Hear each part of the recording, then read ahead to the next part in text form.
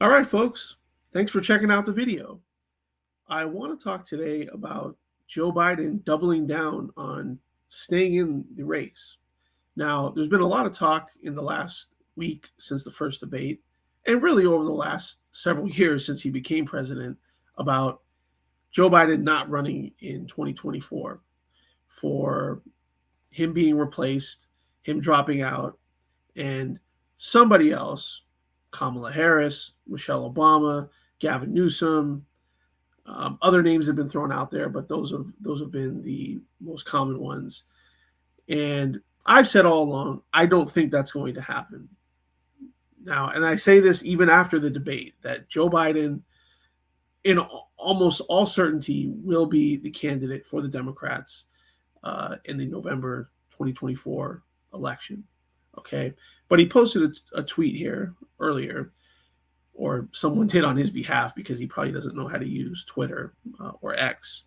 Let me say this as clearly as I can. I'm the sitting president of the United States. I'm the nominee of the Democratic Party. I'm staying in the race. Okay, fair enough. Now, a number of Democrats have called on him to drop out of the race. Okay. Now, one of the big reasons why this is not going to happen is because the Democrats would essentially be conceding the election if he drops out, right? This would expose the media in the biggest fraud that they've perpetrated on the people, that Joe Biden is not cognitively impaired. Okay. And he has been for a while now, at least since he became president. And at least since he was running for president all the way back in 2019, 5 years ago. Okay. Now he's obviously worse now. Okay. He's worse than he was even then. But people like me, other people have been saying for years that this guy is just out of it. There's reports that he has trouble working outside of the hours of 10 a.m. and 4 p.m. Okay. There's been almost an endless stream of sort of back channel reports. Nobody wants to go on the record. Nobody wants to really say how bad this guy is. Okay. And he had some big interview today with George Stephanopoulos, that they said, oh, he's going to prove that he's okay. All right. Now, the fact that a sitting president needs a 15-minute pre-recorded interview to look good in, to reassure the public and frankly the world that he's capable of being president, not a good sign. Not a good sign. Okay. Now, if we actually look at the polling, we see here that currently in the Real Clear Politics average, Donald Trump has a lead of 3.3 percentage points. Okay. Now, if we go back to 2020, at this point in the race, Joe Biden had an 8.7% lead. Okay. So there's been basically a 12-point swing, at least in the polling, since the state of the race 4 years ago. Okay. And some people say, oh, well, what about the third party candidates? Well, if we factor in RFK Jr., Jill Stein, Cornel West, actually that increases Donald Trump's lead in the aggregate to 4.9 percentage points. Okay.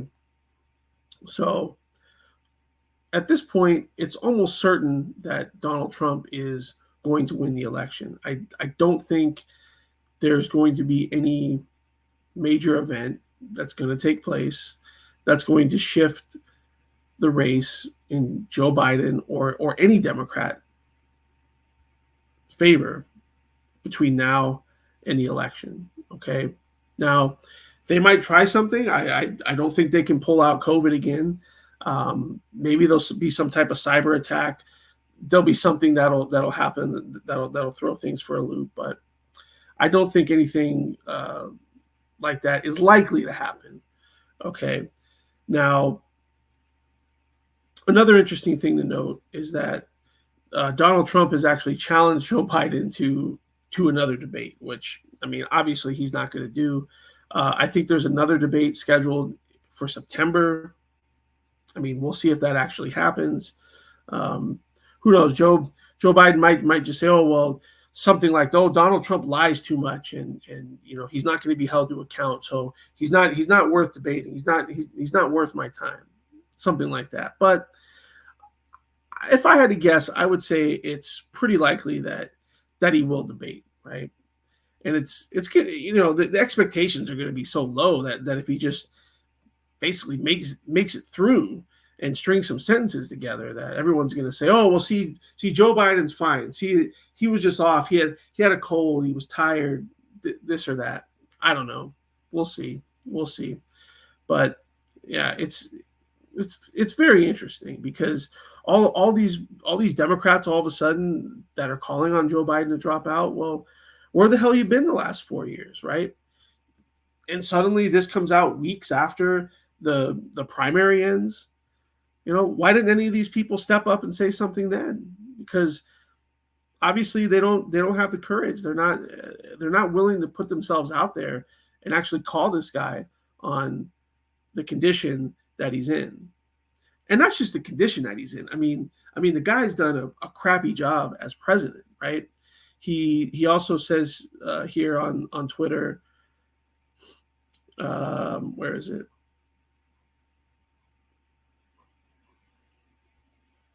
I'm optimistic about this country. I don't think we're a country of losers like Donald Trump says. Well, he never said that. We've made great progress. We can do this. Well, does anybody think we're in a better position now than we were 4 years ago? I don't think so. Not domestically, not internationally, not not in any semblance, not in any sector of world politics, United States politics. Are things better than they were under Donald Trump? Okay. He says, oh, Donald Trump is a congenital liar. He wants to undo every single thing we've accomplished. Well, what the hell have you accomplished? Not much. In fact, we need to go back to the way things were under Donald Trump to fix all this, right? So, in any case, I'll be voting for Donald Trump. I hope you'll be voting for Donald Trump. We can't get complacent. Part of me worries that people are going to take things for granted and say, oh well, maybe I don't need to vote, or I'm just not going to get involved. But everybody does. Everybody does. So, anyways, that's what I think. Let me know what you all think. And as always, we'll see you on the next one.